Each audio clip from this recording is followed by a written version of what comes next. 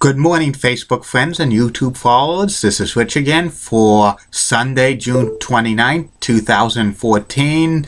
It's about 6:30 in Billerica, Massachusetts. Going to be another sunny day. Still low humidity. The temperatures are going to creep up just a little bit to be in the mid-80s, but that's fine. Get to enjoy the nice days without very high humidity because they're coming beginning Monday.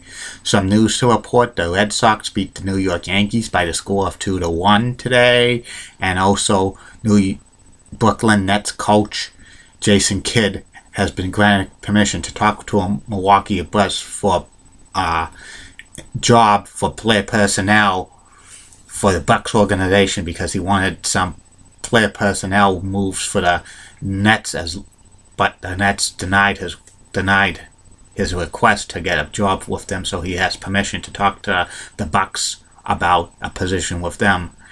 This is probably going to end up him leaving the Brooklyn Nets as coach.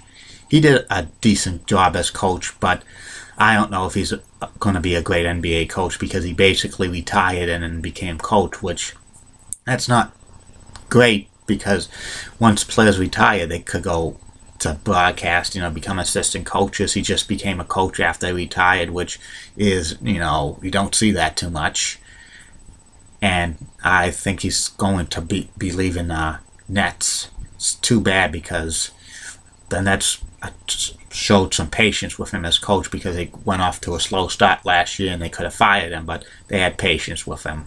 And on to the next subject at hand. It's about what I think the greatest NHL era of all time was. The NHL has been around over 97 years, and they had the original six era, the expansion era for 1967, the dead puck era, which was 1993 to 2004, and the new era, which is from 2005 to now. But the best era of the NHL history was 1979 to 1993, which was, I consider, the 21-team league plus Gretzky and Lemieux dominated. That's the best era of the NHL when they had 21 teams, and it was great. A lot of scoring there during that era. So many top players like Wayne Gretzky, Mario Lemieux, Mark Messier,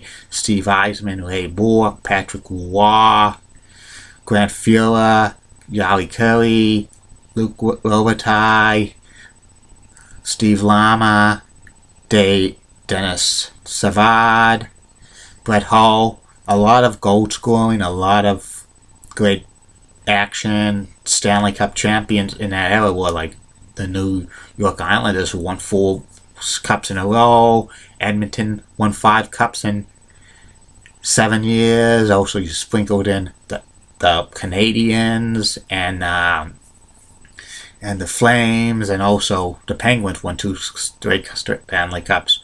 And that was the best era of hockey, having like 21 teams and 24 teams. The biggest knack during that era, the NHL did not have a television contract with a major network during that time period, and it was relegated to cable TV, which wasn't as big as it is now. And also, they had a thing that 16 out of the 21 teams made the playoffs during that era, which every team made the playoffs, it seemed, every year, no matter if they had a bad record or not. You had to be real bad not to make the playoffs, and that was kind of a problem. But one thing I really liked about the playoff things, that it was division rivals that they played within the division for the first 2 rounds of the playoffs, and that lasted 11 years. And it's good that the NHL now has divisional playoffs again for this new playoff format they have, and I hope they keep it.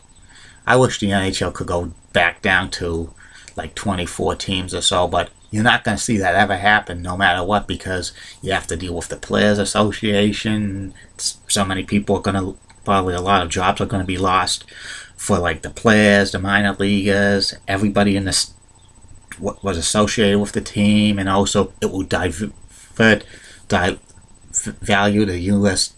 television contract and probably the Canadian television contract, and that will probably devalue franchises if teams are eliminated. Even though I would like to see teams being eliminated, but it's not going to happen because the players' union and the NHL won't really allow it. They'll move teams, but they're not going to delete teams. That's about it for now. I'll be back later with some more of my blogs. Okay, bye.